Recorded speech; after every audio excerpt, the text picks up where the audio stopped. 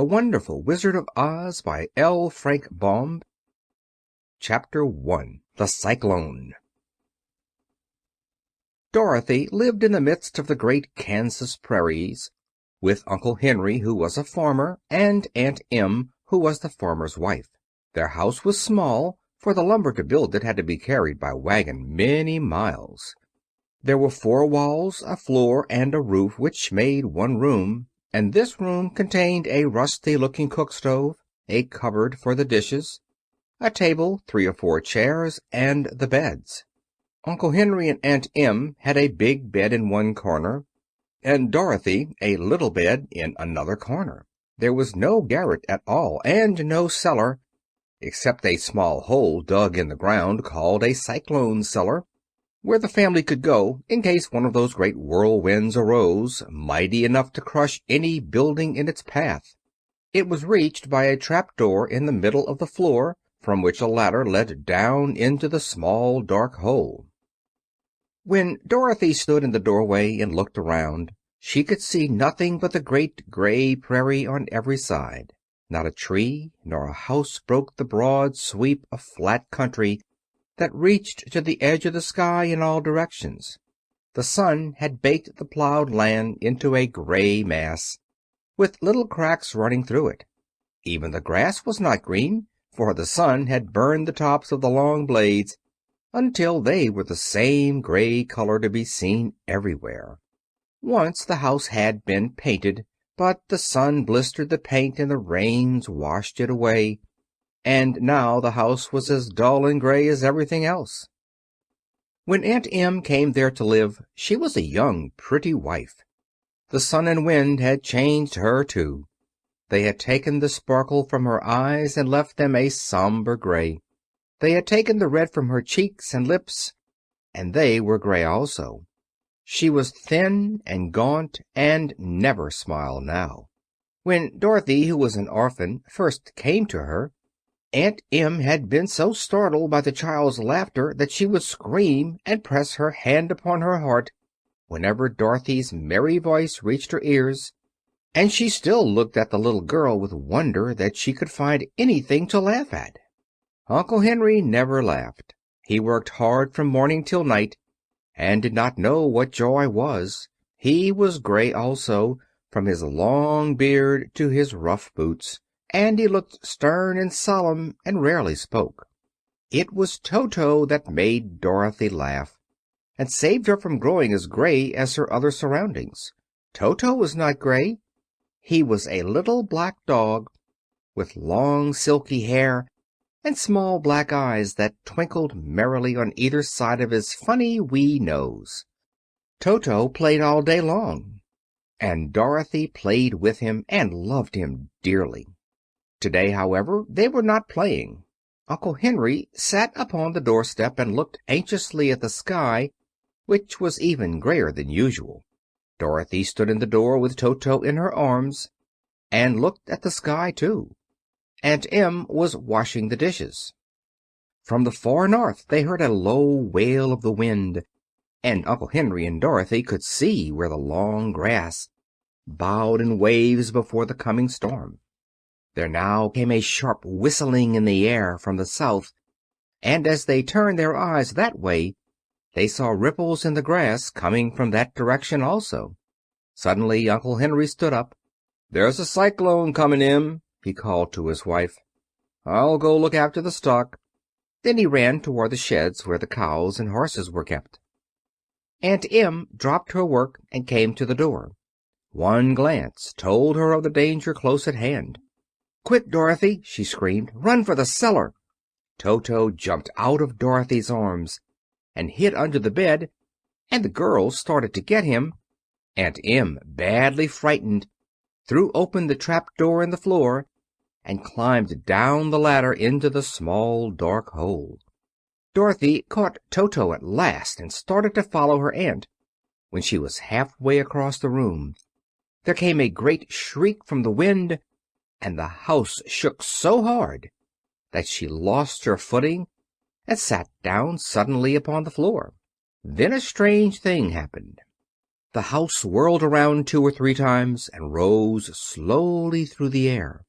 Dorothy felt as if she were going up in a balloon. The north and south winds met where the house stood, and made it the exact center of the cyclone.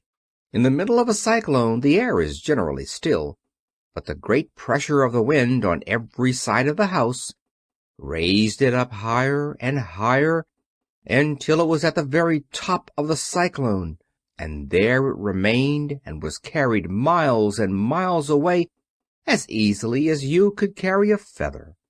It was very dark, and the wind howled horribly around her, but Dorothy found she was riding quite easily. After the first few whirls around, and one other time when the house tipped badly, she felt as if she were being rocked gently, like a baby in a cradle. Toto did not like it. He ran around the room, now here, now there, barking loudly, but Dorothy sat quite still on the floor and waited to see what would happen. Once Toto got too near the open trap door and fell in, and at first the little girl thought she had lost him. But soon she saw one of his ears sticking up through the hole, for the strong pressure of the air was keeping him up so that he could not fall. She crept to the hole, caught Toto by the ear, and dragged him into the room again, afterward closing the trap door so that no more accidents could happen.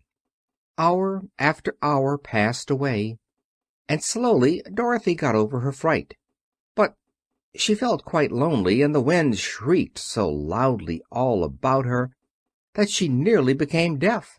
At first she had wondered if she could be dashed to pieces when the house fell again, but as the hours passed and nothing terrible happened, she stopped worrying and resolved to wait calmly and see what the future would bring. At last she crawled over the swaying floor to her bed and lay down upon it, and Toto followed and lay down beside her. In spite of the swaying of the house and the wailing of the wind, Dorothy soon closed her eyes and fell fast asleep. Chapter 2. The Council with the Munchkins. She was awakened by a shock so sudden and severe that if Dorothy had not been lying on the soft bed she might have been hurt. As it was, the jar made her catch her breath and wonder what had happened, and Toto put his cold little nose into her face and whined dismally. Dorothy sat up and noticed that the house was not moving, nor was it dark, for the bright sunshine came in at the window, flooding the little room. She sprang from her bed, and, with Toto at her heels, ran and opened the door. The little girl gave a cry of amazement and looked about her, her eyes growing bigger and bigger at the wonderful sights she saw. The cyclone had set the house down very gently for a cyclone, in the midst of a country of marvelous beauty. There were lovely patches of greensward all about, with stately trees bearing rich and luscious fruits. Banks of gorgeous flowers were on every hand, and birds with rare and brilliant plumage sang and fluttered in the trees and bushes. A little way off was a small brook, rushing and sparkling along between green banks, and murmuring in a voice very grateful to a little girl who had lived so long on the dry, gray prairies. While she stood looking eagerly at the strange and beautiful sights, she noticed, coming toward her, a group of the queerest people she had ever seen. They were not as big as the grown folk she had always been used to, but neither were they very small. In fact, they seemed about as tall as Dorothy, who was a well-grown child for her age, although they were, so far as looks go, many years older. 3 were men and 1 a woman, and all were oddly dressed. They wore round hats that rose to a small point a foot above their heads, with little bells around the brims that tinkled sweetly as they moved. The hats of the men were blue. The little woman's hat was white, and she wore a white gown that hung in pleats from her shoulders. Over it were sprinkled little stars that glistened in the sun like diamonds. The men were dressed in blue, of the same shade as their hats, and wore well-polished boots with a deep roll of blue at the tops. The men, Dorothy thought, were about as old as Uncle Henry, for two of them had beards. But the little woman was doubtless much older. Her face was covered with wrinkles, her hair was nearly white, and she walked rather stiffly. When these people drew near the house where Dorothy was standing in the doorway, they paused and whispered among themselves, as if afraid to come farther. But the little old woman walked up to Dorothy, made a low bow, and said in a sweet voice, "You are welcome, most noble sorceress, to the land of the Munchkins. We are so grateful to you for having killed the Wicked Witch of the East, and for setting our people free from bondage." Dorothy listened to this speech with wonder. What could the little woman possibly mean by calling her a sorceress, and saying she had killed the Wicked Witch of the East? Dorothy was an innocent, harmless little girl who had been carried by a cyclone many miles from home, and she had never killed anything in all her life. But the little woman evidently expected her to answer, so Dorothy said with hesitation, "You are very kind, but there must be some mistake. I have not killed anything." "Your house did, anyway," replied the little old woman with a laugh.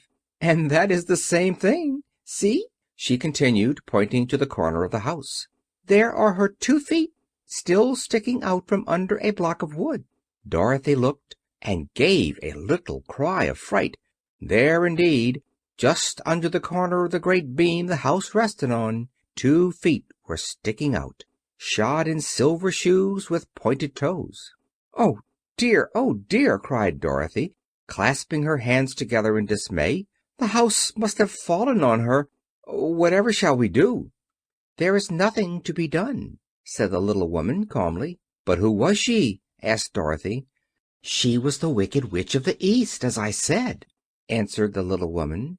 "She has held all the Munchkins in bondage for many years, making them slave for her night and day. Now they are all free, and are grateful to you for the favor."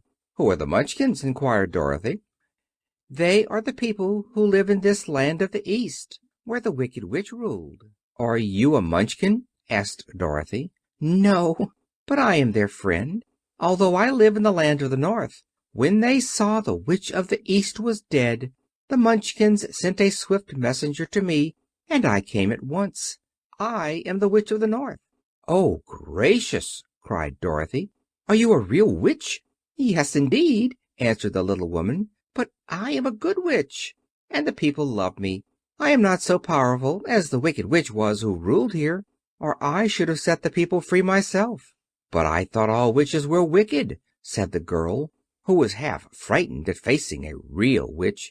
"Oh, no, that is a great mistake. There were only 4 witches in all the land of Oz, and 2 of them, those who live in the North and the South, are good witches. I know this is true, for I am one of them myself, and cannot be mistaken.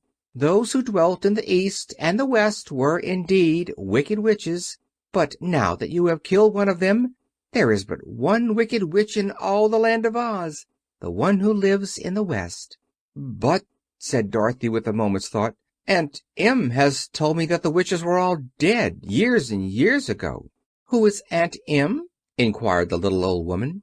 "She is my aunt who lives in Kansas, where I come from." The Witch of the North seemed to think for a time, with her head bowed and her eyes upon the ground. Then she looked up and said, "I do not know where Kansas is, for I have never heard that country mentioned before. But tell me, is it a civilized country?" "Oh, yes," replied Dorothy. "Then that accounts for it. In the civilized countries I believe there are no witches left, nor wizards, nor sorceresses, nor magicians. But you see, the land of Oz has never been civilized, for we are cut off from all the rest of the world. Therefore we still have witches and wizards amongst us." "Who are the wizards?" asked Dorothy. "Oz himself is the great wizard," answered the witch, sinking her voice to a whisper. "He is more powerful than all the rest of us together. He lives in the City of Emeralds." Dorothy was going to ask another question, but just then the Munchkins, who had been standing silently by, gave a loud shout and pointed to the corner of the house where the Wicked Witch had been lying. "What is it?" asked the little old woman, and looked, and began to laugh. The feet of the dead witch had disappeared entirely, and nothing was left but the silver shoes. "She was so old," explained the Witch of the North, "that she dried up quickly in the sun. That is the end of her. But the silver shoes are yours, and you shall have them to wear." She reached down and picked up the shoes, and after shaking the dust out of them, handed them to Dorothy. "The Witch of the East was proud of those silver shoes," said one of the Munchkins, "and there is some charm connected with them, but what it is we never knew." Dorothy carried the shoes into the house and placed them on the table. Then she came out again to the Munchkins and said, "I am anxious to get back to my aunt and uncle, for I am sure they will worry about me. Can you help me find my way?" The Munchkins and the Witch first looked at one another, and then at Dorothy, and then shook their heads. "At the East, not far from here," said one, "there is a great desert, and no one could live to cross it." "It is the same at the South," said another, "for I have been there and seen it. The South is the country of the Quadlings." "I am told," said the third man, "that it is the same at the West, and that country where the Winkies live is ruled by the Wicked Witch of the West, who would make you her slave if you passed her way." "The North is my home," said the old lady, "and at its edge is the same great desert that surrounds this land of Oz. I'm afraid, my dear, you will have to live with us." Dorothy began to sob at this, for she felt lonely among all these strange people. Her tears seemed to grieve the kind-hearted Munchkins, for they immediately took out their handkerchiefs and began to weep also. As for the little old woman, she took off her cap and balanced the point on the end of her nose while she counted 1, 2, 3 in a solemn voice. At once the cap changed to a slate on which was written in big white chalk marks, "Let Dorothy go to the City of Emeralds." The little old woman took the slate from her nose, and having read the words on it, asked, "Is your name Dorothy, my dear?" "Yes," answered the child, looking up and drying her tears. "Then you must go to the City of Emeralds. Perhaps Oz will help you." "Where is this city?" asked Dorothy. "It is exactly in the center of the country, and is ruled by Oz, the great wizard I told you of." "Is he a good man?" inquired the girl anxiously.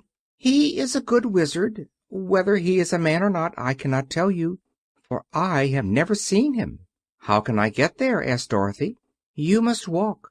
It is a long journey through a country that is sometimes pleasant and sometimes dark and terrible.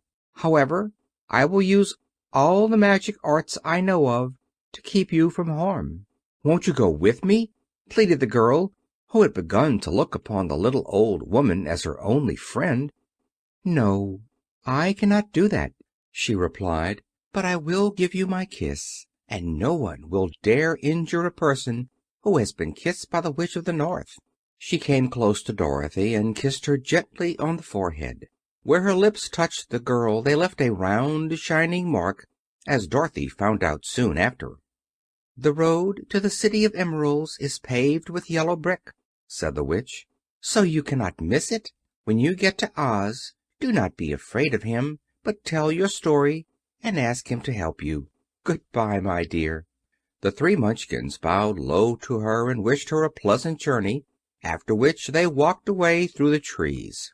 The Witch gave Dorothy a friendly little nod, whirled around on her left heel 3 times, and straightway disappeared, much to the surprise of little Toto, who barked after her loudly enough when she was gone, because he had been afraid even to growl while she stood by. But Dorothy, knowing her to be a witch, had expected her to disappear in just that way, and was not surprised in the least. Chapter 3. How Dorothy Saved the Scarecrow. When Dorothy was left alone, she began to feel hungry. So she went to the cupboard and cut herself some bread, which she spread with butter.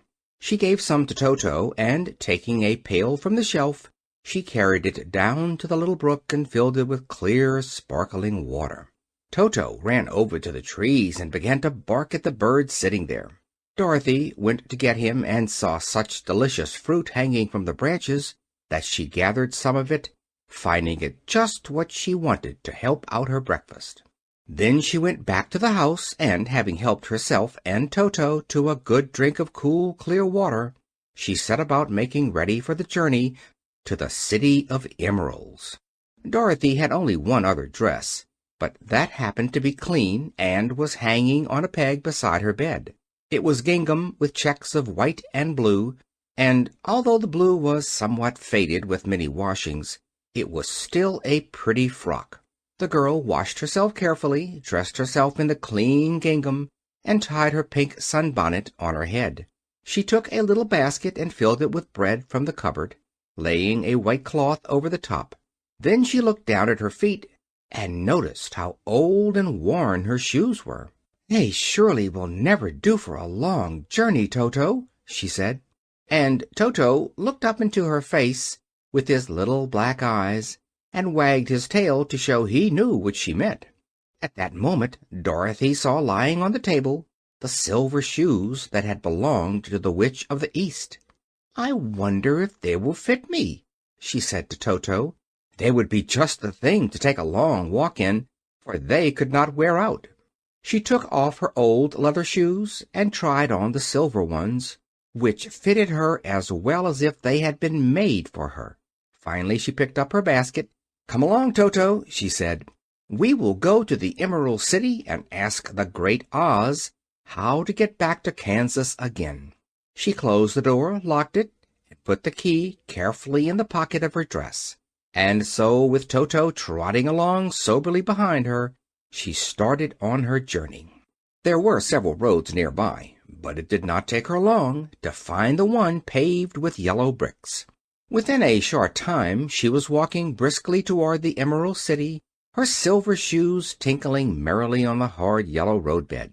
The sun shone bright, and the birds sang sweetly, and Dorothy did not feel nearly so bad as you might think a little girl would who had been suddenly whisked away from her own country and set down in the midst of a strange land. She was surprised, as she walked along, to see how pretty the country was about her. There were neat fences at the sides of the road, painted a dainty blue color, and beyond them were fields of grain and vegetables in abundance. Evidently the Munchkins were good farmers and able to raise large crops. Once in a while she would pass a house, and the people came out to look at her and bow low as she went by, for everyone knew she had been the means of destroying the Wicked Witch and setting them free from bondage. The houses of the Munchkins were odd-looking dwellings, for each was round, with a big dome for a roof. All were painted blue, for in this country of the East blue was the favorite color. Toward evening, when Dorothy was tired with her long walk and began to wonder where she might pass the night, she came to a house rather larger than the rest. On the green lawn before it many men and women were dancing. 5 little fiddlers played as loudly as possible, and the people were laughing and singing, while a big table nearby was loaded with delicious fruits and nuts, pies and cakes, and many other good things to eat. The people greeted Dorothy kindly and invited her to supper and to pass the night with them, for this was the home of one of the richest Munchkins in the land, and his friends were gathered with him to celebrate their freedom from the bondage of the Wicked Witch. Dorothy ate a hearty supper, and was waited upon by the rich Munchkin himself, whose name was Buck. Then she sat upon a settee and watched the people dance. When Buck saw her silver shoes, he said, "You must be a great sorceress." "Why?" asked the girl. "Because you wear silver shoes and have killed the Wicked Witch. Besides, you have white in your frock, and only witches and sorceresses wear white." "My dress is blue and white checked," said Dorothy, smoothing out the wrinkles in it. "It is kind of you to wear that," said Buck. "Blue is the color of the Munchkins, and white is the witch color, so we know you are a friendly witch." Dorothy did not know what to say to this, for all the people seemed to think her a witch, and she knew very well she was only an ordinary little girl who had come by the chance of a cyclone into a strange land. When she had tired watching the dancing, Buck led her into the house, where he gave her a room with a pretty bed in it. The sheets were made of blue cloth, and Dorothy slept soundly in them till morning, with Toto curled up on the blue rug beside her. She ate a hearty breakfast, and watched a wee Munchkin baby who played with Toto and pulled his tail and crowed and laughed in a way that greatly amused Dorothy. Toto was a fine curiosity to all the people, for they had never seen a dog before. "How far is it to the Emerald City?" the girl asked. "I do not know," answered Buck gravely, "for I have never been there. It is better for people to keep away from Oz, unless they have business with him. But it is a long way to the Emerald City, and it will take you many days. The country here is rich and pleasant, but you must pass through rough and dangerous places before you reach the end of your journey." This worried Dorothy a little, but she knew that only the great Oz could help her get to Kansas again, so she bravely resolved not to turn back. She bade her friends good-bye and again started along the road of yellow brick. When she had gone several miles, she thought she would stop to rest, and so climbed to the top of the fence beside the road and sat down. There was a great cornfield beyond the fence, and not far away she saw a scarecrow placed high on a pole to keep the birds from the ripe corn. Dorothy leaned her chin upon her hand and gazed thoughtfully at the scarecrow. Its head was a small sack stuffed with straw, with eyes, nose, and mouth painted on it to represent a face. An old pointed blue hat that had belonged to some Munchkin was perched on his head, and the rest of the figure was a blue suit of clothes, worn and faded, which had also been stuffed with straw. On the feet were some old boots with blue tops, such as every man wore in this country, and the figure was raised above the stalks of corn by means of the pole stuck up its back. While Dorothy was looking earnestly into the queer painted face of the scarecrow, she was surprised to see one of the eyes slowly wink at her. She thought she must have been mistaken at first, for none of the scarecrows in Kansas ever wink, but presently the figure nodded its head to her in a friendly way. Then she climbed down from the fence and walked up to it, while Toto ran around the pole and barked. "Good day," said the scarecrow in a rather husky voice. "Did you speak?" asked the girl in wonder. "Certainly," answered the scarecrow. "How do you do?" "I'm pretty well, thank you," replied Dorothy politely. "How do you do?" "I'm not feeling well," said the scarecrow with a smile, "for it is very tedious being perched up here night and day to scare away crows." "Can't you get down?" asked Dorothy. "No, for this pole is stuck up my back. If you will please take away the pole I shall be greatly obliged to you." Dorothy reached up both arms and lifted the figure off the pole, for being stuffed with straw it was quite light. "Thank you very much," said the scarecrow, when he had been set down on the ground. "I feel like a new man." Dorothy was puzzled at this, for it sounded queer to hear a stuffed man speak and to see him bow and walk along beside her. "Who are you?" asked the scarecrow, when he had stretched himself and yawned. "And where are you going?" "My name is Dorothy," said the girl, "and I am going to the Emerald City to ask the great Oz to send me back to Kansas." "Where is the Emerald City?" he inquired, "and who is Oz?" "Why, don't you know?" she returned in surprise. "No, indeed. I don't know anything. You see, I am stuffed, so I have no brains at all," he answered sadly. "Oh," said Dorothy, "I'm awfully sorry for you. Do you think," he asked, "if I go to the Emerald City with you, that Oz would give me some brains?" "I cannot tell," she returned, "but you may come with me if you like. If Oz will not give you any brains, you will be no worse off than you are now." "That is true," said the scarecrow. "You see," he continued confidentially, "I don't mind my legs and arms and body being stuffed, because I cannot get hurt. If anyone treads on my toes or sticks a pin into me, it doesn't matter, for I can't feel it.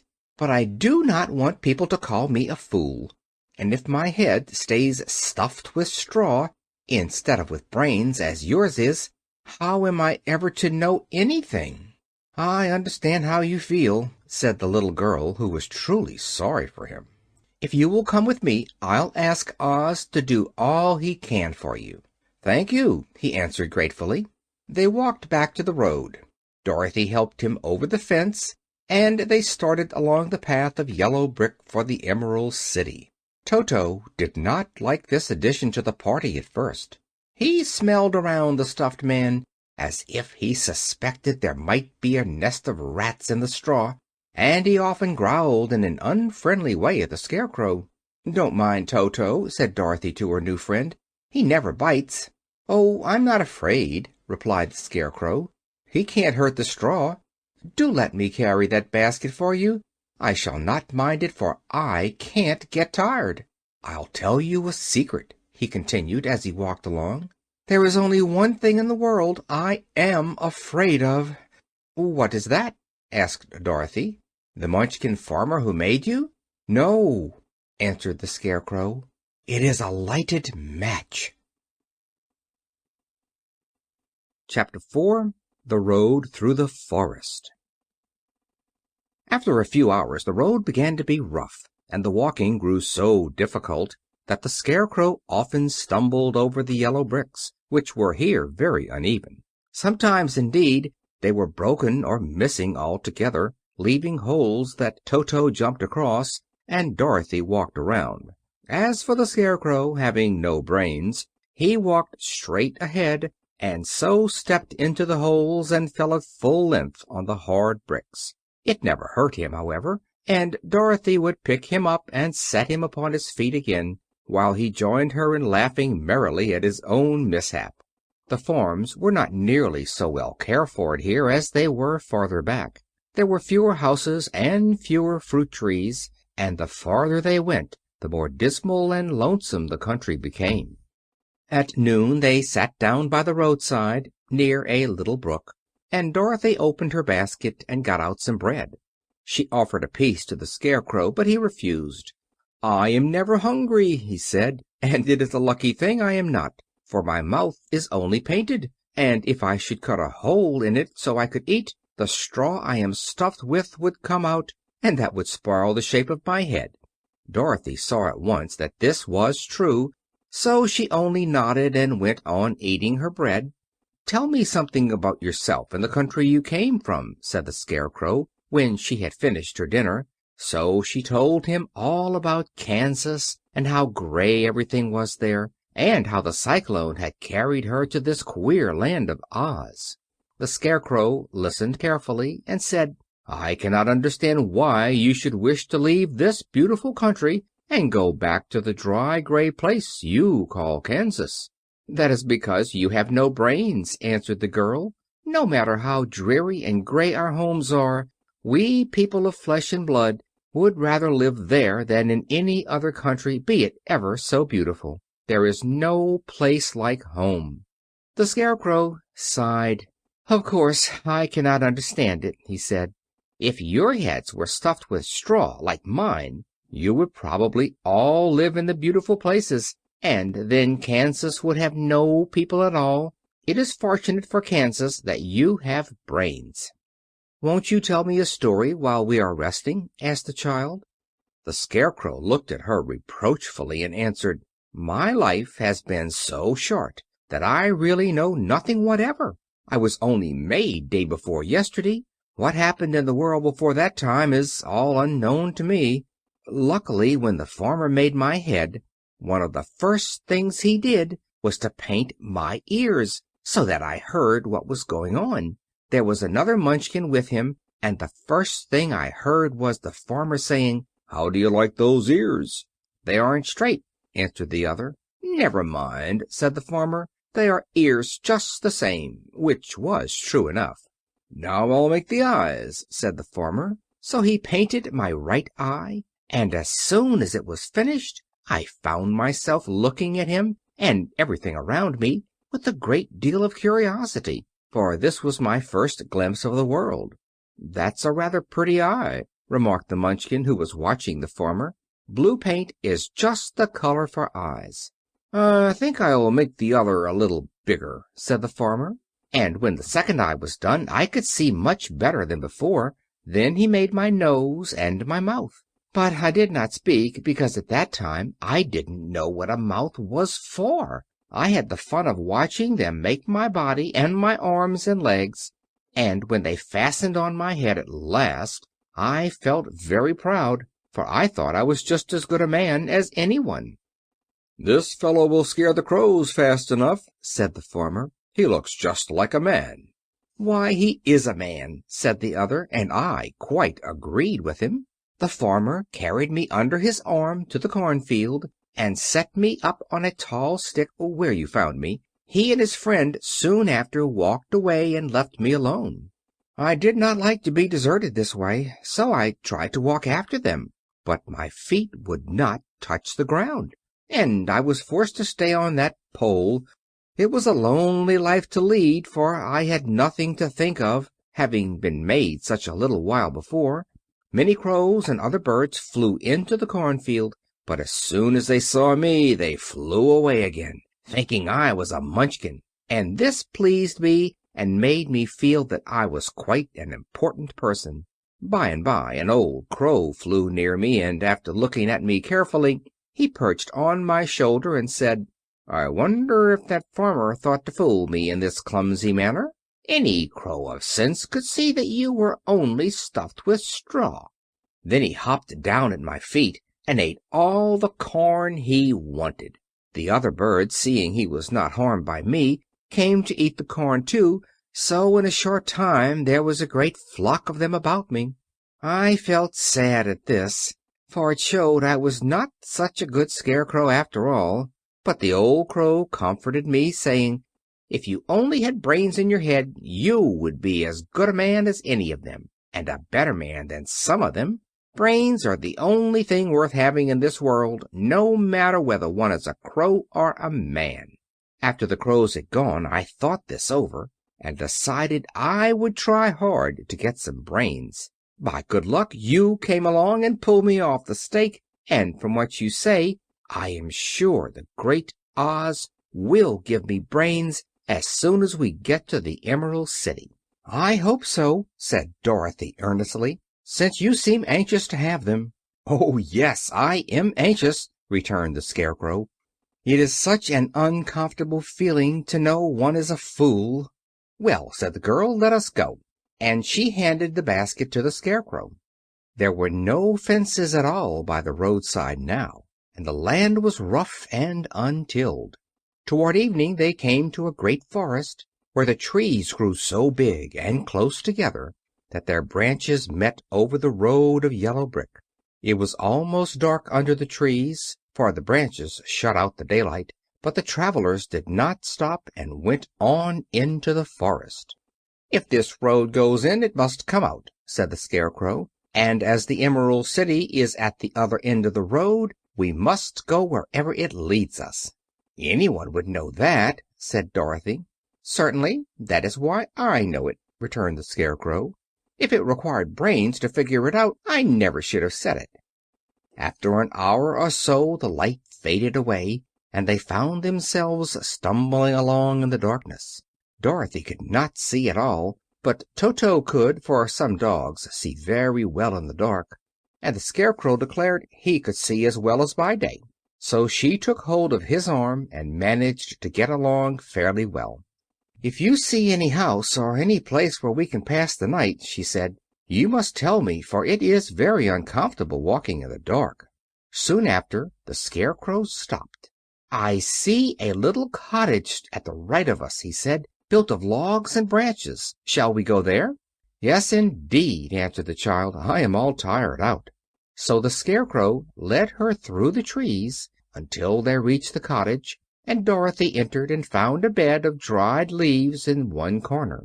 She lay down at once, and with Toto beside her soon fell into a sound sleep. The Scarecrow, who was never tired, stood up in another corner, and waited patiently until morning came. Chapter 5. The Rescue of the Tin Woodman. When Dorothy awoke, the sun was shining through the trees, and Toto had long been out chasing birds around him and squirrels. She sat up and looked around her. Scarecrow still standing patiently in his corner, waiting for her. "We must go and search for water," she said to him. "Why do you want water?" he asked. "To wash my face clean after the dust of the road, and to drink, so the dry bread will not stick in my throat." "It must be inconvenient to be made of flesh," said the Scarecrow thoughtfully, "for you must sleep and eat and drink. However, you have brains, and it is worth a lot of bother to be able to think properly." They left the cottage and walked through the trees until they found a little spring of clear water, where Dorothy drank and bathed and ate her breakfast. She saw there was not much bread left in the basket, and the girl was thankful the Scarecrow did not have to eat anything, for there was scarcely enough for herself and Toto for the day. When she had finished her meal and was about to go back to the road of yellow brick, she was startled to hear a deep groan near by. "What was that?" she asked timidly. "I cannot imagine," replied the Scarecrow, "but we can go and see." Just then another groan reached their ears, and the sound seemed to come from behind them. They turned and walked through the forest a few steps, when Dorothy discovered something shining in a ray of sunshine that fell between the trees. She ran to the place and then stopped short with a little cry of surprise. One of the big trees had been partly chopped through, and standing beside it, with an uplifted axe in his hands, was a man made entirely of tin. His head and arms and legs were jointed upon his body, but he stood perfectly motionless, as if he could not stir at all. Dorothy looked at him in amazement, and so did the Scarecrow, while Toto barked sharply and made a snap at the tin legs, which hurt his teeth. "Did you groan?" asked Dorothy. "Yes," answered the Tin Man, "I did. I've been groaning for more than a year, and no one has ever heard me before or come to help me." "What can I do for you?" she inquired softly, for she was moved by the sad voice in which the man spoke. "Get an oil can and oil my joints," he answered. "They are rusted so badly that I cannot move them at all. If I am well oiled I shall soon be all right again. You will find an oil can on a shelf in my cottage." Dorothy at once ran back to the cottage and found the oil can, and then she returned and asked anxiously, "Where are your joints?" "Oil my neck first," replied the Tin Woodman. So she oiled it, and as it was quite badly rusted, the Scarecrow took hold of the tin head and moved it gently from side to side until it worked freely, and then the man could turn it himself. "Now oil the joints in my arms," he said, and Dorothy oiled them, and the Scarecrow bent them carefully until they were quite free from rust and as good as new. The Tin Woodman gave a sigh of satisfaction and lowered his axe, which he leaned against the tree. "Ah, that is a great comfort," he said. "I have been holding that axe in the air ever since I rusted, and I'm glad to be able to put it down at last. Now, if you will oil the joints of my legs, I shall be all right once more." So they oiled his legs until he could move them freely, and he thanked them again and again for his release, for he seemed a very polite creature and very grateful. "I might have stood there always if you had not come along," he said. "So you have certainly saved my life. How did you happen to be here?" "We are on our way to the Emerald City to see the Great Oz," she answered, "and we stopped at your cottage to pass the night."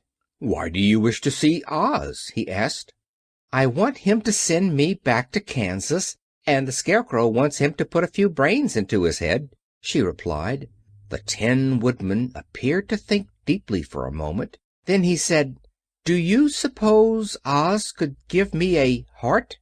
"Why, I guess so," Dorothy answered. "It would be as easy as to give the Scarecrow brains." "True. the Tin Woodman returned.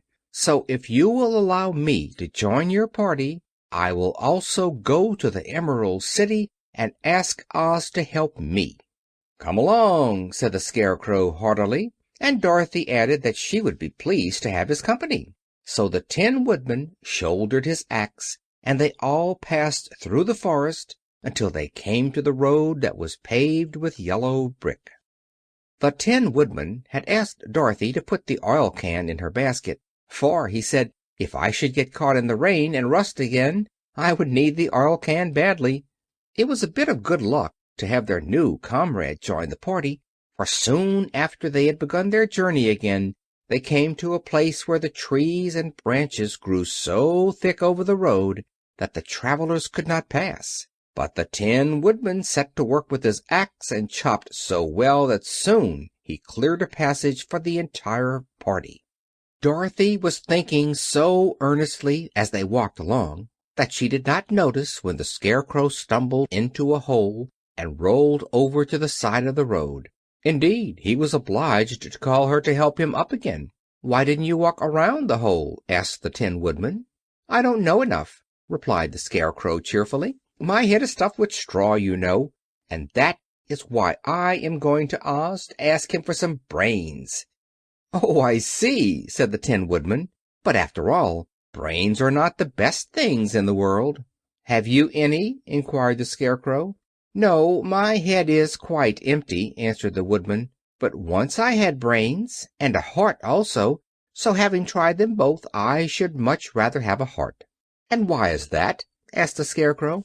"I will tell you my story, and then you will know." So while they were walking through the forest, the Tin Woodman told the following story. "I was born the son of a woodman who chopped down trees in the forest and sold the wood for a living.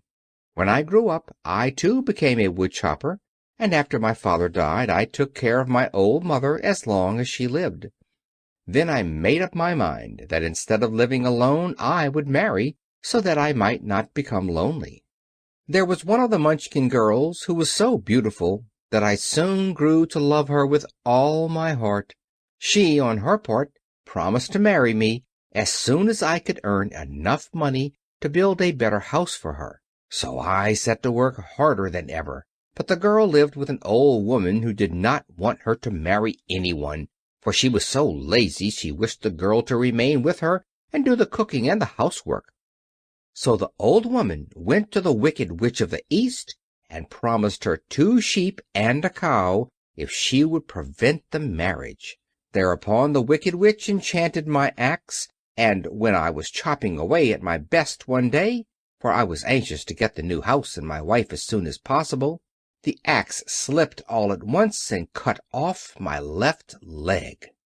This at first seemed a great misfortune, for I knew a one-legged man could not do very well as a wood chopper. So I went to a tinsmith and had him make me a new leg out of tin. The leg worked very well once I was used to it.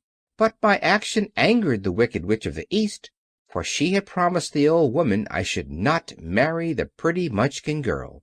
When I began chopping again, my axe slipped and cut off my right leg. Again I went to the tinsmith, and again he made me a leg out of tin.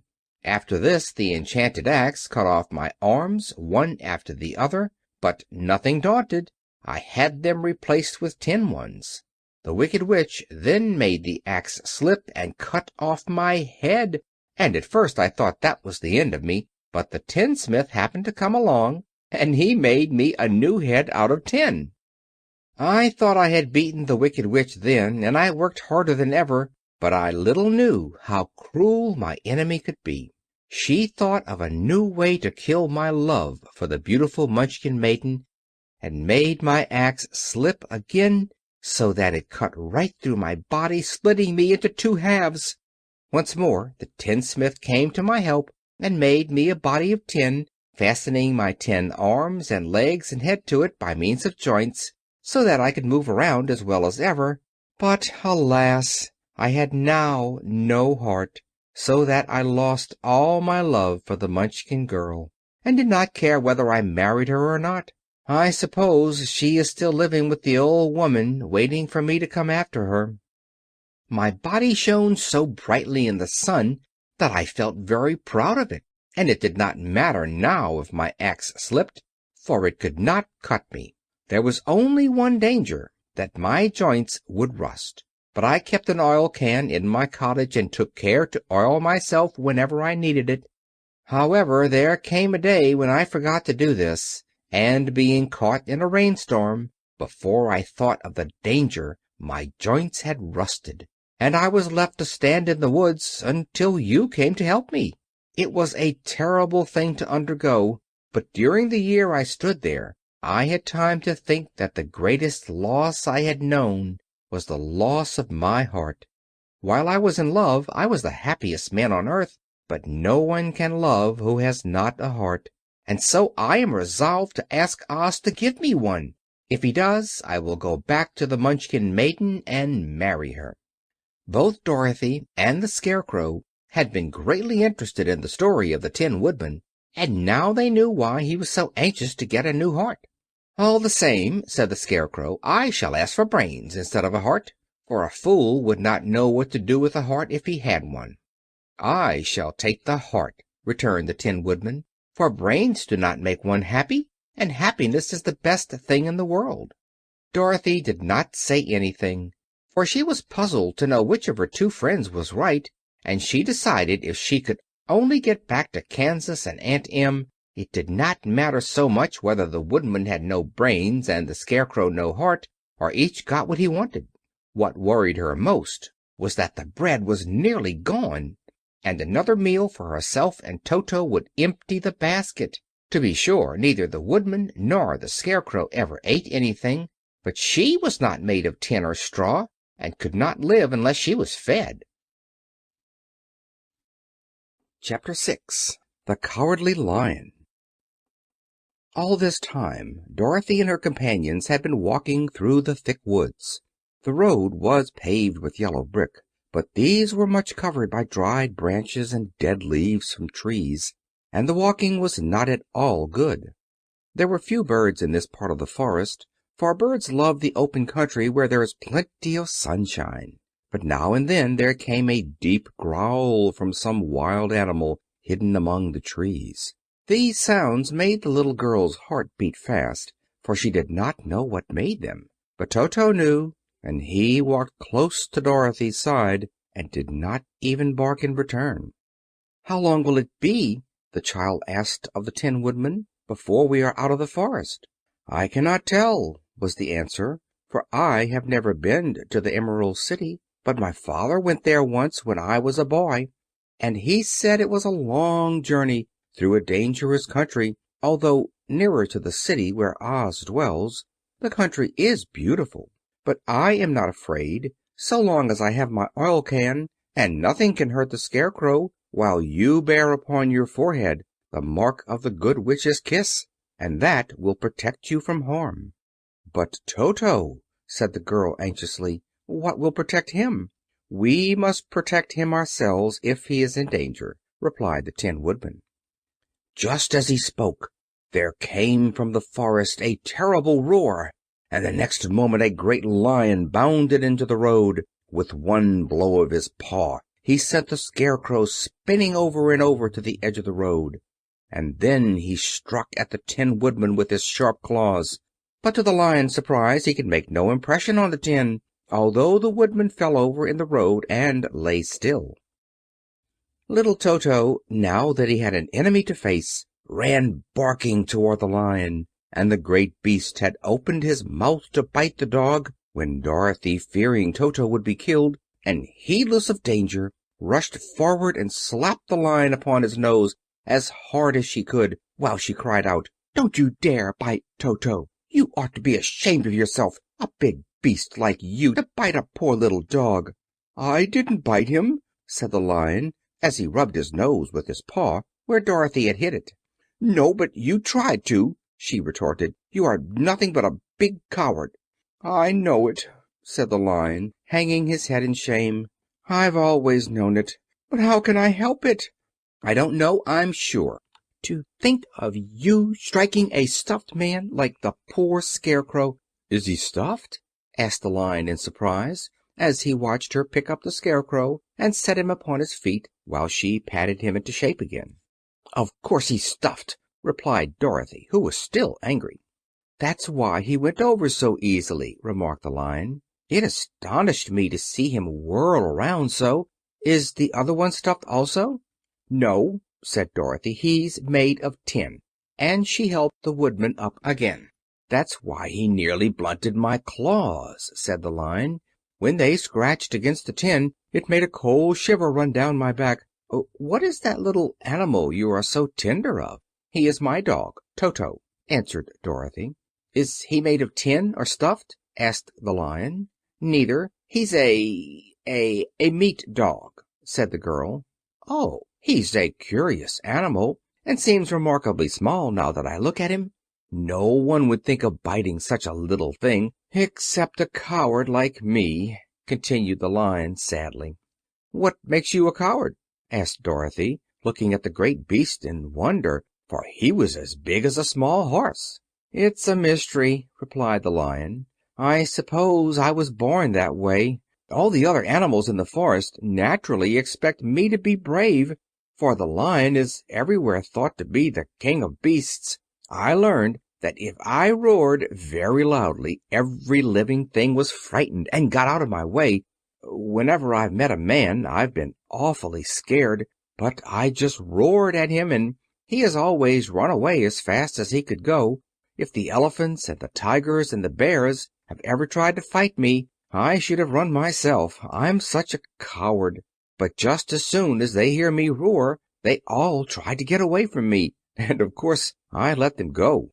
"But that isn't right. The king of beasts shouldn't be a coward," said the Scarecrow. "I know it," returned the Lion, wiping a tear from his eye with the tip of his tail. "It is my great sorrow, and makes my life very unhappy. But whenever there is danger, my heart begins to beat fast." "Perhaps you have a heart disease," said the Tin Woodman. "It may be," said the Lion. "If you have," continued the Tin Woodman, "you ought to be glad, for it proves you have a heart. For my part, I have no heart, so I cannot have heart disease."